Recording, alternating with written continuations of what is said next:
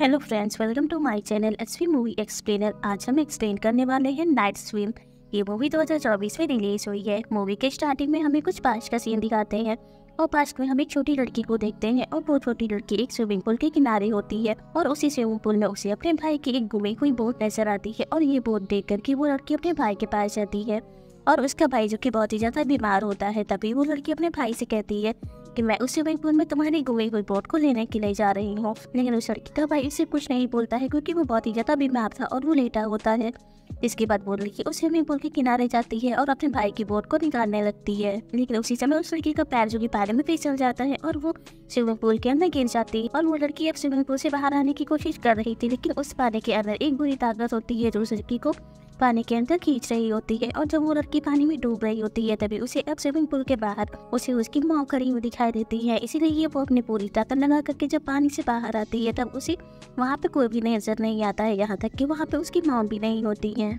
और अगेन से वो बुरी ताकत उस लड़की को पानी के अंदर खींच लेती है और इस बार वो बुरी ताकत उस लड़की को पानी के अंदर इतना बुरा खींचती है कि अब कभी भी वो लड़की उस पानी से बाहर नहीं आ पाई। और ये सीन यहाँ से हमारा कट हो जाता है। तो हमें अब प्रेजेंट का सीन दिखाते हैं जहाँ पे हम रे की फैमिली को देखते हैं और रे की फैमिली अब रहने के लिए एक ऐसे स्विमिंग पूल वाला घर ढूंढ रही थी जहाँ पे आसानी से रे का इलाज हो सके। अभी हम रे को देखते हैं और रे का एक बहुत ही बुरा एक्सीडेंट हुआ था जिसमें कि उसका सेंट्रल नर्वस सिस्टम खराब हो गया, यानी कि उसका चलना फिरना उठना खोलना सब कुछ बंद हो गया। तो वो सही से कुछ भी नहीं कर पा रहा था और एक एक्सीडेंट होने की वजह से उसे उसकी कमरे से भी निकाल दिया गया था। रे की पूरी फैमिली मिलकर के अब स्विमिंग पूल वाले घर को ढूंढने लगती है और फाइनली अब उन्हें एक घर पे नहीं जाता है जिसपे स्विमिंग पूल भी होता है। और तभी हमें इस घर को दिखाया जाता है और ये घर वही होता है जिसे हमने मूवी की स्टार्टिंग में देखा था। जिसके बाद रे और उसकी फैमिली मिलकर ये डिसाइड करते हैं कि वो लोग सबसे पहले इस घर के स्विमिंग पूल एरिया को साफ करेंगे। इसीलिए सभी लोग मिलकर के स्विमिंग पूल को साफ करने लगते हैं। उसी समय रे के हाथ में कुछ चोट लग जाती है जिस वजह से ये लोग इस स्विमिंग पूल की सफाई नहीं कर पाते हैं। इसीलिए ये लोग अब यहाँ पे कुछ ऐसे लोगों को बुलाते हैं जो लोग स्विमिंग पूल की सफाई करते थे। और तभी हम यहाँ पे कुछ लोगों को आते हुए देखते हैं और ये लोग जो कि स्विमिंग पूल की सफाई करते थे तभी उन्हें पता लगता है कि स्विमिंग पूल का वाटर सोर्स जो कि अंडरग्राउंड वाटर ही है, यानी कि इन्हें बाहर से स्विमिंग पूल में पानी नहीं डालना पड़ता था जबकि वो अंडरग्राउंड वाटर ही इस स्विमिंग पूल में आता था। और इसी के साथ अब ये लोग री और उसकी फैमिली को ये भी बताते हैं कि ये पानी तुम लोगों के लिए बहुत ही ज्यादा अच्छा है और ये काफी प्योर वाटर भी है। इसीलिए ये लोग काफी ज्यादा खुश हो जाते हैं और ये लोग मिलकर के अब स्विमिंग पूल की पूरी सफाई कर देते हैं और अगेन से ये स्विमिंग पूल स्टार्ट हो जाता है। जिसके बाद हमें रात का सीन दिखाते हैं और री और उसकी फैमिली बहुत ही ज्यादा खुश होती है इस घर में आकर के और सभी अपना काम खत्म करके इसमें स्विमिंग पूल करते रहे। तभी हम रे की वाइफ को देखते हैं और रे की वाइफ अब डिनर करने के बाद इस स्विमिंग पूल में स्विमिंग करने के लिए आती है और वो अब स्विम कर ही रही होती है। तभी वो अंडरग्राउंड जाती है और उसे अब बाहर ही खड़ा हुआ दिखाई देता है, इसीलिए वो फौरन से बाहर आती है लेकिन वहाँ पे कोई भी नहीं होता है और ये चीज देख करके वो काफी ज्यादा डर जाती है। तभी वो अपने घर के अंदर जाती है और ये सारी चीजें देख करके उसे अच्छा फील नहीं हो रहा था। इसके बाद रे की वाइफ अपने घर के अंदर चली जाती है। तभी हमें रे की कैट को दिखाया जाता है और रे की कैट जो कि इसी स्विमिंग पूल के किनारे बैठी होती है और उस कैट को अभी स्विमिंग पूल के अंदर वही बोट नजर आती है जिस बोट को हमने मूवी की स्टार्टिंग में देखा था। और फिर हमें नेक्स्ट मॉर्निंग का सीन दिखाते हैं। नेक्स्ट मॉर्निंग में जब रे की फैमिली बाहर आती है तब वो इस स्विमिंग पूल में अपनी कैट के बेड को देखती है और ये चीज देख करके वो लोग काफी ज्यादा हैरान हो गए थे। लेकिन उन्हें आसपास कहीं भी उनकी कैट नजर नहीं आ रही थी क्योंकि इनकी कैट अब गायब हो चुकी थी। और तभी हम रे के बेटे को देखते हैं और रे का बेटा अभी अपने कैट को खो करके काफी ज्यादा दुखी होता है, वो काफी ज्यादा सैड होता है। तभी यहाँ पे रे की वाइफ अब अपने बेटे के पास आती है और उसे कहती है कि तुम परेशान मत हो, हम इस स्विमिंग पूल के ऊपर एक बड़ा सा कवर लगा देंगे ताकि आगे से ऐसा कुछ भी ना हो। और थोड़ी देर बाद अब हम रे को देखते हैं और रे के हाथों में स्विमिंग पूल साफ करते हुए कट लगा था, उस कट में बिल्कुल भी दर्द नहीं होता है और ये चीज देख करके वो काफी ज्यादा हैरान होता है। जिसके बाद रे अपने हाथों से उस पट्टी को खोलता है और वो नोटिस करता है कि उसके हाथ में जो कट लगा था वो कट तो अब गायब हो चुका है। ऐसा लग रहा था कि उसके हाथों में कोई चोट लगी ही नहीं थी और ये चीज देख करके रे काफी ज्यादा हैरान रहता है और उसे ऐसा लग रहा था कि ये सब कुछ स्विमिंग पूल के वाटर की वजह से हो रहा है और इसीलिए वो काफी ज्यादा खुश होता है। और इसीलिए रे ये डिसाइड करता है कि शायद स्विमिंग पूल का वाटर जो कि काफी ज्यादा प्योर है और मुझे ज्यादा से ज्यादा टाइम यही स्पेंड करना चाहिए। इसी वजह से रे ज्यादा से ज्यादा टाइम स्विमिंग पूल में ही स्पेंड करता था। लेकिन वही रे की वाइफ जो कि सो रही होती है और उसी स्विमिंग पूल के बारे में काफी बुरे बुरे सपने आने लगते हैं। जिसके बाद हमें नेक्स्ट से दिखाया जाता है और नेक्स्ट से हम रे और उसकी वाइफ को देखते हैं। ये लोग अब रेगुलर चेकअप के लिए डॉक्टर के पास जाते हैं जहाँ पे हम रे की डॉक्टर को देखते हैं और रे की डॉक्टर अब ये चीज देख करके काफी ज्यादा हैरान हो गई थी। और तभी वो डॉक्टर रे की वाइफ से कहती है कि रे काफी फास्ट रिकवर हो रहा है और ये काफी अच्छी बात है क्योंकि रे का जल्दी रिकवर होना काफी सही है।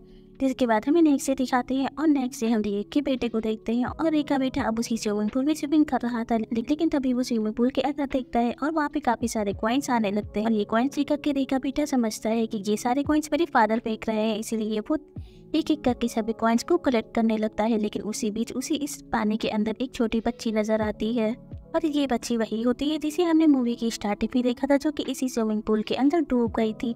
और रे के बेटे को ये बच्ची जो कि एक होल से नजर आ रही थी और वो अपने लिए हेल्प मांग रही थी, इसीलिए रे का बेटा अब उस होल के पास जाता है और उस होल के अंदर वो हाथ डालता है जहाँ पे उसे एक खिलौना मिलता है और वो उस खिलौने को बाहर निकालता है। लेकिन उस खिलौने के ऊपर काफ़ी सारे बाल लगे हुए थे। इसके बाद वो इन बालों को छुड़ाने की कोशिश करता है, लेकिन देखते ही देखते वो बाल जो कि एक हाथ में बदल जाते हैं और वो हाथ अब रे के बेटे को अपनी तरफ खींच रहे होते हैं। और इसी से रे का बेटा काफ़ी ज़्यादा डर जाता है और वो फौरन से अपना हाथ उस देवों से छुड़ाता है और भागते हुए अपनी मॉम के पास जाता है और अपनी मॉम को अभी सारी बातें बताता है। और ये बात सुन करके रे की वाइफ फौरन से उस स्विमिंग पूल के पास आती है और वो ढूंढती है कि यहाँ पे कौन था, लेकिन उसे यहाँ पे कोई भी नजर नहीं आता है। और फिर थोड़ी देर बाद ही रे अपनी फैमिली के साथ बेसबॉल प्रैक्टिस पे जाता है और तभी हमें पता लगता है कि रे जो कि एक बेसबॉल प्लेयर है। जिसके बाद रे अपनी बेसबॉल प्रैक्टिस कर रहा होता है, लेकिन एक स्टार्टिंग में तो वो अपने आप को बहुत ही ज्यादा कमजोर पाता है और वो ठीक से खेल भी नहीं पा रहा था। लेकिन थोड़ी देर बाद ही रे अपने ऊपर फोकस करता है और वो अपनी पूरी फोर्स लगा करके बॉल को इतना तेज मारता है कि वो बॉल किसी के हाथ में ही नहीं आती है। और ये चीज़ करके यहाँ पे सभी लोग काफ़ी ज़्यादा हैरान हो जाते हैं और यहाँ तक कि रे भी इस चीज़ को देखकर भी काफ़ी ज़्यादा हैरान हो जाता है।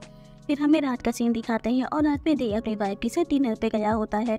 तभी रे की बेटी घर में अकेली होती है और वो अपने फ्रेंड को अपने घर में बुलाती है, जिसके बाद ये दोनों मिलकर के स्विमिंग पूल में स्विमिंग कर रहे होते हैं।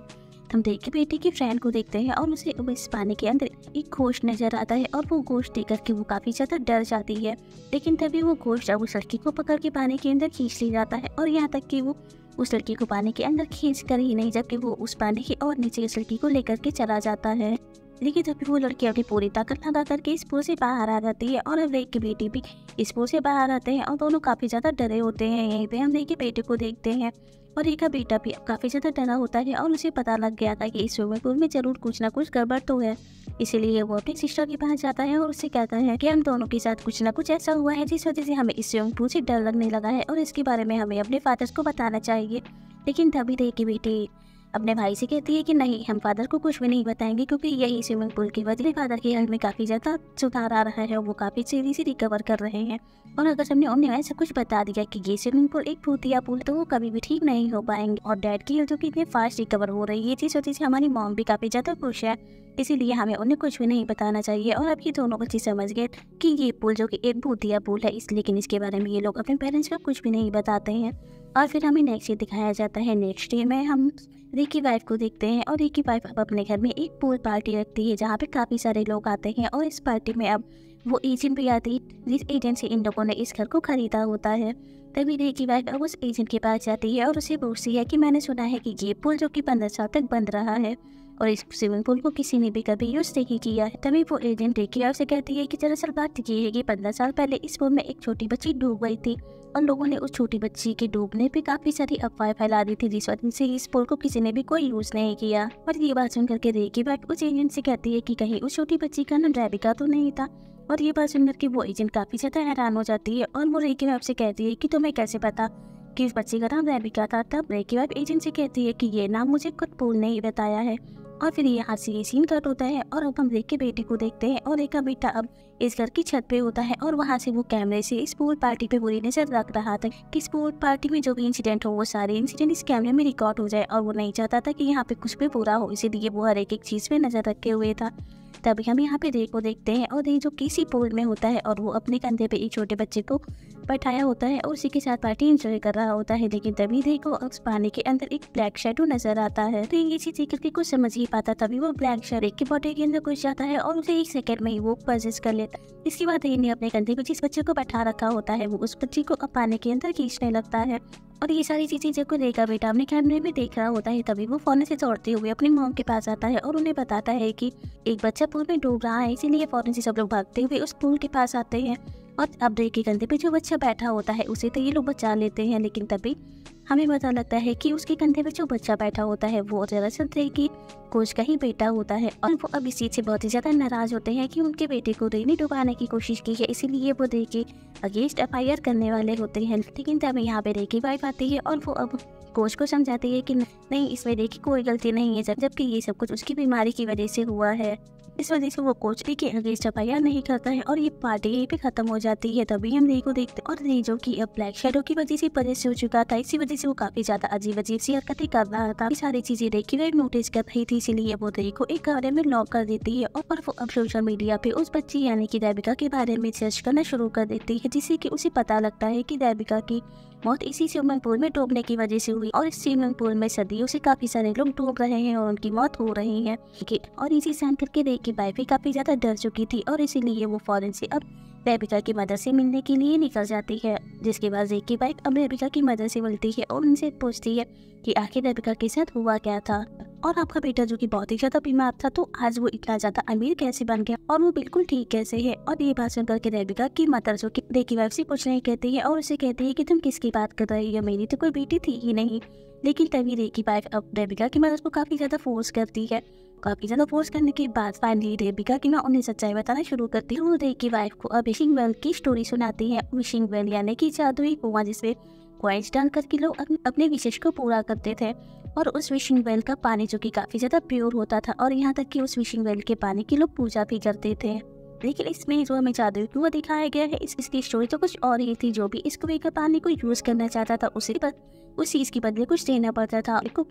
और देविका की मदर जो कि अपने बेटे को ठीक करना चाहती थी, उन्होंने इस कुएं के पानी को अपने बेटी सौंप दी और अपने बेटे को ठीक कर लिया। यानी कि उन्होंने अपने बेटे की जान बचाने के लिए अपने बेटे का सैक्रिफाइस किया था। देविका की मदर ये स्टोरी रे की वाइफ को सुना रही थी तो देविका की मदर की आंखों से काले आंसू निकल रहे थे। साथ ही यहाँ पे एक छोटा सा फाउंटेन होता है और उस फाउंटेन में भी कुछ अजीब सी हरकतें हो रही थी और ये सारी चीजें रे की वाइफ नोटिस कर रही थी, इसीलिए वो काफी ज्यादा डर जाती है और वो फौरन से यहाँ से चली जाती है। इसके बाद वो अपने घर आती है और तभी उसे समझ में आ जाता है कि स्विमिंग पूल में पानी जो कि अंडरग्राउंड वाटर है और ये पानी उसी विशिंग वेल से आ रहा है। यार ये पानी जो कि देखो तो पूरी तरीके से ठीक कर देगा, लेकिन उसके बदले वो उन्हें एक बच्चे की जान देगा। इसीलिए रे की वाइफ फौरन से उस पूल को पूरी तरीके से खाली कर देती है। जिसके बाद वो यहाँ से चली जाती है। हम रे के बच्चों को देखते हैं और रे के बच्चे अब इस समय घर में अकेले होते हैं और वो अपने पेरेंट्स को घर में ढूंढ रहे होते हैं और वही रे का बेटा जो अपने पेरेंट्स को ढूंढ रहा होता है तभी इसे बाहर से अब अपनी बिल्ली की आवाज सुनाई देती है और ये आवाज सुन करके रे का बेटा फौरन से बाहर आता है और वो आकर के नोटिस करता है कि ये स्विमिंग पूल जो कि उसकी मदर ने पूरी तरीके से खाली कर दिया था, लेकिन आगे से ये स्विमिंग पूल कैसे भर सकता है। और उसे ये चीज बिल्कुल अच्छी और उसे ये चीज काफी ज्यादा हैरान करने वाली लगती है। लेकिन उसी समय रे के बेटे को अब उस पुल के एक टॉप पे अपनी बिल्ली बैठी हुई नजर आती है और ये चीज देख करके वो काफी ज्यादा हैरान हो जाता है। और ये चीज देख करके रे का बेटा अब अपनी कैट को बचाने के लिए उस पुल के एक किनारे पे आकर के अपनी बिल्ली को पकड़ रहा होता है। लेकिन उसी समय इस पानी से एक ब्लैक शैडो बाहर आती है जो कि रे के बेटे को उस पानी के अंदर खींच लेती है। जिसके बाद इस स्विमिंग पूल का कवर भी ऑटोमेटिक बंद होने लगता है और ये चीज अब रे की बेटी देख लेती है और वो फौरन से दौड़ते हुए अपने भाई को बचाने के लिए और वो उस स्विमिंग पूल के कवर को हटा रही होती है। और तभी यहाँ पे रे की वाइफ भी आ जाती है और वो भी अब इस स्विमिंग पूल के कवर को हटाने की कोशिश कर रही होती है और अपने बेटे को बचाने की कोशिश करती है। लेकिन तभी रे की वाइफ अब अपने बेटे से कहती है जल्दी से जाओ और अपने फादर रे को यहाँ पे बुला के लाओ। और ये बात सुन करके रे की बेटी फौरन से अंदर जाती है और वो रे को बुलाने की कोशिश करती है। लेकिन तभी हम रे को देखते हैं और रे को पहले से ही एक किसी बुरी शक्ति ने अपने कंट्रोल में कर रखा होता है और वो इस समय जो कि काफी ज्यादा बुरी हरकतें कर रहा था और वो अपने बेटे को देख करके उसे ही मारने की कोशिश कर रहा था। लेकिन तभी हम बाहर का सीन देखते हैं जहाँ पे रे की वाइफ अपने बेटे को बचाने के लिए अपने आप को एक पाइप से बांध लेती है और वो उसी पाइप के सहारे स्विमिंग पूल के अंदर जंप करती है ताकि वो काफी देर तक अंदर रहे और उस पाइप के जरिए वो सांस ले सके और वो अपने बेटे को इस पूल से बाहर निकाल लाए। अब रे की वाइफ इस पानी में काफी गहराई में चली जाती है और काफी गहराई में जाने के बाद उसे अपना बेटा फाइनली मिल जाता है और वो अपने बेटे को बाहर निकालने की कोशिश कर रही होती है। लेकिन तभी हम यहाँ पे काफी सारे कोर्स को देखते हैं। अभी सारे कोर्स मिल करके रे की वाइफ को काफी ज्यादा डराने की कोशिश कर रहे थे, लेकिन रे की वाइफ यकीन से बिल्कुल नहीं डर रही। वो बाहर आने की कोशिश कर रही थी लेकिन उसे कहीं भी इस पानी से बाहर निकलने का रास्ता नहीं मिल रहा था। तभी हम यहाँ पे देविका को देखते हैं और देविका अब रे की वाइफ के पास आती है और उसे यहाँ से बाहर निकलने का रास्ता बताती है। वो इसी पानी में एक कॉइन डालती है और वो कॉइन ही अब इस पानी से बाहर निकलने का रास्ता रे की वाइफ को बताता है और अब उसी कॉइन की डायरेक्शन को फॉलो करते रे की वाइफ अपने बेटे को बचा करके बाहर आ जाती है। लेकिन तभी वो नोटिस करती है कि उसके बेटा सांस नहीं ले रहा था और वो अपने बेटे को जिंदा करने की कोशिश कर रही थी। लेकिन तभी वो पीछे से रे को आते हुए देखती है और रे चूंकि समय एक काले साए से पोजेस्ट हो चुका था, इसलिए वो अपनी वाइफ के पास आता है और उससे बोलता है कि तुम अपने बेटे को नहीं बचा पाओगी। और ये बात सुनकर के रे की वाइफ को बहुत गुस्सा आता है और वो रे के पास आती है। लेकिन तभी रे अब अपनी वाइफ को ही गर्दन से पकड़ करके ऊपर की तरफ उठाने लगता है और उसे मारने की कोशिश करता है। लेकिन तभी हम यहाँ पे रे की बेटी को आते हुए देख और रे की बेटी अब अपने हाथ में अपनी फादर पेज पर बैठ ली होती है और उसी बैट से वो अपने फादर के ऊपर अटैक कर देती है, जिस वजह से रे वहीं जमीन पे गिर जाता है। और उसकी बेटी अब रे के पास आकर के उसी होश में आने के लिए कहती है कि पर रे को अब अपनी फैमिली की पुरानी बातें याद आने लगती। इसके बाद उसे काफी जोर से उल्टी होती है और उसकी जो की ब्लैक कलर की उल्टी होती है, उसी के साथ उसके अंदर जो एक काला साया होता है वो बाहर आ जाता है। लेकिन वो काला साया अब स्विमिंग पूल के पानी में चला जाता है, जिस वजह से ये स्विमिंग पूल का पानी पूरा तरीके से काला हो जाता है। और ये चीज देख करके रे समझ जाता है कि किसी ना किसी को तो अपनी कुर्बानी देनी ही होगी, तभी उसकी बेटे की जान बच सकती है, वरना उसका बेटा भी मारा जाएगा। इसलिए रे अपनी फैमिली को बचाने के लिए अपनी सेक्रीफाइस करता है और वो स्विमिंग पूल के अंदर चला जाता है।